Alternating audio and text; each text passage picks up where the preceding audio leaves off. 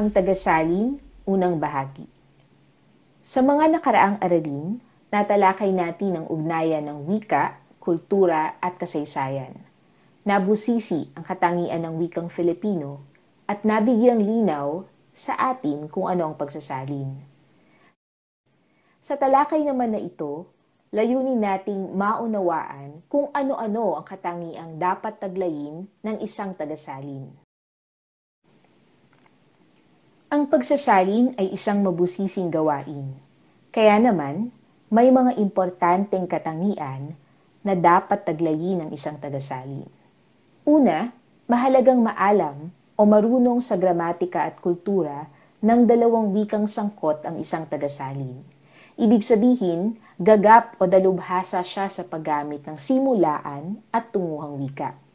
Halimbawa, kung ang dalawang wikang sangkot ay Ingles at Filipino, Ingles bilang simulaang wika at Filipino bilang tunguhang wika, mahalaga ang pagiging bilingual ng tagasalin. Natutuhan natin sa mga nakaraang aralin na ang wika ay hindi lamang instrumento sa komunikasyon. Ito ay daluyan at hanguan din ng kultura. Kung kaya't kaakibat ng pagiging maalam sa gramatika ng dalawang wikang sangkot sa pagsasalin, ay mahalaga ang lawak at lalim ng kabatiran sa kultura. Hindi lamang ito sa antas na marunong bumuo ng pangungusap sa tunguhang wika ang tagasalin. Malay din siya sa pagpili ng mga angkop na salita. Malay ang tagasalin na hindi tapatang na isasali ng kultura, kaya't may pagkilala siya na ang mga salita ay hindi lamang basta mga salita, sapagkat nakamarka sa mga ito ang kultura at kasaysayan ng isang grupo ng tao. Kaugnay sa pagiging bihasa sa mga wikang gagamitin ay ang kasanayan sa pagsusulat. Inaasahang masinop at malikhaing manunulat ang tagasalin. Ikalawa at ikatlo, ang tagasalin ay marapat na mapanuri at masigasig. Kung mahalaga ang kaalaman sa wika at alam natin na ang wika ay buhay at dinamiko, nangangahulugang kailangang patuloy na paunlarin ng tagasalin ang kanyang kakayahan sa paggamit ng mga wikang sangkot. Kaugnay pa nito, pinagbubuti niya ang kanyang kasanayan sa pagbabasa, panunuri, at pananaliksik.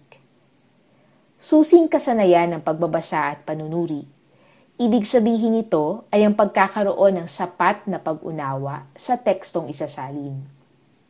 Sa pagbabasa, inuunawa ang teksto bilang isang anyo o form na may mga katangian at mga elemento. Bukod dito, nasusuri sa pagbabasa ang estilo ng pagkakasulat at ang partikularidad sa pagpili ng mga salita. Sa pagpapalawig pa, kapag nagbabasa, nabibigyan ng kabuluhan ng teksto sa pamamagitan ng pag-unawa sa layunin at mensahe nito. Bahagi nito ang panunuri sa konteksto o kaligiran ng tekstong isasalin. Gayon din, nakikita ng mambabasa ang kaugnayan ng teksto sa iba pang mga babasahin. Kaya mahalaga rin ang kasanayan sa pananaliksik upang mas maunawaan ang mga kahulugan ng mga salita at mga konseptong nakapaloob sa teksto upang epektibong maisalin ito. Kung gayon, hindi lamang ang tekstong isasalin ang dapat mabasa ng tagasalin. Nagbabasa rin siya ng mga diksyonaryo at iba pang sanggunian.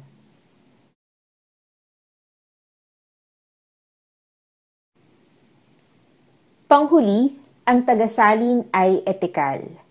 Ang paksang ito ay higit nating matatalakay sa mga karapatan at tungkulin ng tagasalin. Marahil, ang isa sa mga tanong ay, ano ang naidudulot ng pagkahubog ng mga katangiang ito kung nagmumula ang mga mag-aaral sa iba't ibang disiplina? Bakit mahalagang pag-aralan ang pagsasalin kung ang tuon ay agham at teknolohiya o kaya sa negosyo at iba pang mga kurso? Napakahalaga ng pagsasalin, hindi lamang sa konsepto ng globalisasyon, pero lalo't higit sa pagkilala na ang Pilipinas ay isang multikultural at multilingual na bansa. Sa pamamagitan ng pagsasalin, nagkakaroon tayo ng malawak na kabatiran sa mga karunungan mula sa iba't ibang bahagi ng Pilipinas. Sa gawaing ito, nagiging instrumento ang tagasalin upang magpalaganap ng impormasyon o kaalaman, anuman ang larang na ating pinagmumulan. At hindi lamang iyon, nasusuri natin sa mga nabanggit na katangian ang kaugnayan nito sa mga mahahalagang kasanayan at pagpapahalaga. Sa pag-aaral ng pagsasalin, nalilinang natin ang ating kasanayan sa komunikasyon.